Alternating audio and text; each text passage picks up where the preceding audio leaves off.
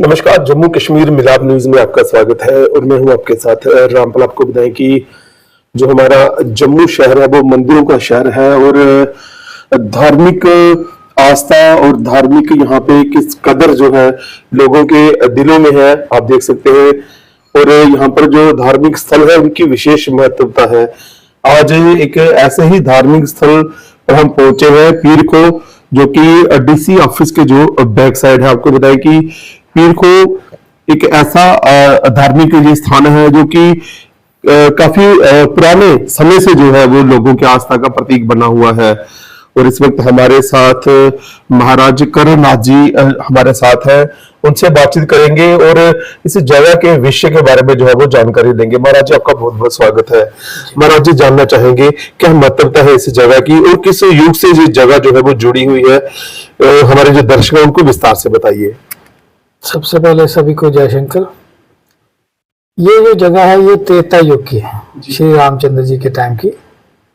तो जब श्री रामचंद्र जी 14 वर्ष का वनवास काट के आए, सभी को मन इच्छा वरदान दिए।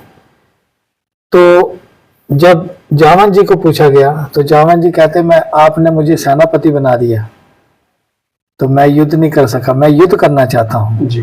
तो रामचंद्र जी पूछते हैं आप किससे युद्ध करना चाहते हो? कहते हैं आपके जैसा कोई योद्धा हो जी। तो रामचंद्र जी कहते क्योंकि आपने मुझे जो आपने मेरे साथ जो युद्ध करके मेरा साथ दिया है, मैं आपका ऋणी हूं, मैं आपसे युद्ध नहीं कर सकता, लेकिन आपकी जो इच्छा है मैं द्वापर में पूर्ण करूंगा। आप कहीं एकांत जगह देख के शिव भगवान की तपस्या कीजिए, आपकी इच्छा पूर्ण होगी। तो जावन जी यहाँ खोजते आए। यहाँ तवी के किनारे शेर और बकरी पानी पी रहे थे। तो जब उन्होंने देखा कि यहाँ शेर और बकरी इकट्ठे पानी पी रहे हैं तो उन्होंने कहा कि इससे पवित्र जगह कोई नहीं हो सकती। तो उन्होंने ये जो गुफा है जावन जी ने बनाई हुई है। यहाँ पे जावन जी ने आधा त्रेता आधा द्वापर तपस्या की है, रामचंद्र जी के टाइम और कृष्ण जी के टाइम। तो जब शिव भगवान ने उनको दर्शन दिए थे, एक मुखी रुद्राक्ष के रूप में दर्शन दिए थे, उन्होंने कहा था कि आप यहाँ से शिव भगवान के दर्शन, अमरनाथ के दर्शन करोगे, आपकी इच्छा पूर्ण होगी। यहाँ से अमरनाथ को गुफा जाती है।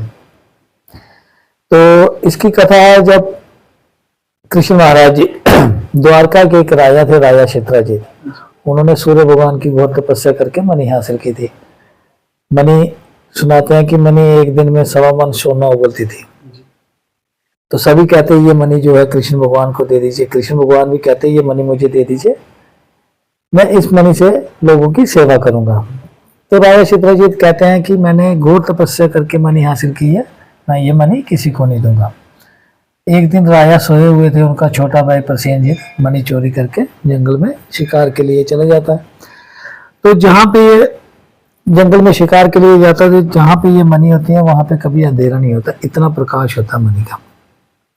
वहां पे प्रसेनजीत का और शेर का युद्ध होता है, शेर उनको मार देता है। जब राजा को पता चलता है कि मेरा भाई मारा गया और मणि चोरी हुई है, जितना भी इल्जाम था सारा कृष्ण भगवान पे आता है। वो कहते हैं कृष्ण ही मेरे से मांगता था मणि, उन्होंने ये मेरे भाई को मारा और मणि चोरी की है। उसी मणि की खोज में कृष्ण भगवान जी यहाँ पे आए थे। जब यहाँ पे पहुंचे तो जामवंत की पुत्री जामवंती उस मणि के साथ खेल रही थी। तो जब उन्होंने कृष्ण भगवान को देखा, वो जोर जोर से चिल्लाने लगी, क्योंकि उन्होंने कभी मनुष्य देखा ही नहीं था। तो जब जामवंत जी को आवाज आती है तो जामवंत जी कहते पता नहीं कौन आया है जो मेरी पुत्री इतनी जोर से चिल्ला रही है।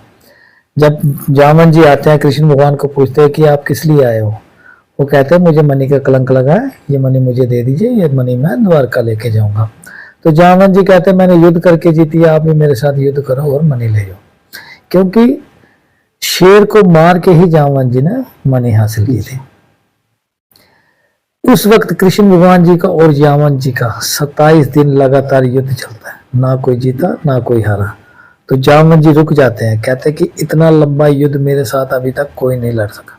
क्योंकि जो जामवंत जी थे वो बहुत बड़े योद्धा थे, उन्होंने देवासुर संग्राम में भी हिस्सा लिया होगा। तो जामवंत जी कहते हैं इतना लंबा युद्ध मेरे साथ अभी तक कोई नहीं कर सका, आप कौन हो, आप अपना असली स्वरूप बताओ। उस वक्त कृष्ण भगवान ने श्री रामचंद्र जी के रूप में उनको दर्शन दिए थे। तो फिर कृष्ण भगवान कहते हैं ये मणि मुझे दे दीजिए। कहते नहीं, अगर मैं मणि ऐसे दूंगा मुझे कलंक लगेगा। तो कृष्ण भगवान कहते हैं युद्ध कीजिए। कहते आप मेरे स्वामी हो, मैं युद्ध नहीं कर सकता। उस वक्त जामवंत जी ने शिव भगवान को साक्षी मान के अपनी पुत्री की शादी कृष्ण भगवान से की थी और मणि दहेज में दी थी। वही मणि लेके कृष्ण भगवान द्वारका गए। जब राजा चित्राजीत को मणि देने लगते, राजा चित्राजीत कहते ये मणि मुझे नहीं चाहिए, इसी मणि के कारण मैंने आप पे इल्जाम लगाया, लेकिन मेरी भी एक शर्त है, जैसे आपने जामवंत की पुत्री से शादी की है, वैसे मेरी पुत्री से भी शादी करनी पड़ेगी। उस वक्त कृष्ण भगवान ने सत्यभामा से भी शादी की थी। ये जगह है, ये प्राचीन त्रेता युग से, रामचंद्र जी के टाइम से ये गुफा है। यहाँ पे जामवंत जी ने आधा त्रेता आधा द्वापर तपस्या की हुई है। शिव भगवान ने जब उनको दर्शन दिए थे, एक मुख रुद्राक्ष के रूप में दिए थे। ये जो पीछे गुफा है, ये सीधे अमरनाथ को जाती है। जामवंत ही जाया करते थे।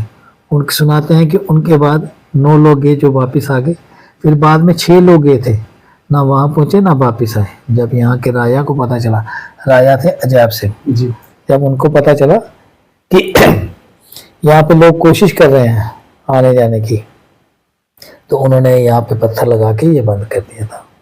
उन्हीं की याद में अभी तक ये जोत जलती रहती है। तो उसके बाद जामवंत जी के बाद ये जो गुफा है, हमारे नाथ संप्रदाय ने ये ढूंढी थी, तब से ये नाथ संप्रदाय यहाँ पे उनकी सेवा कर रहा है।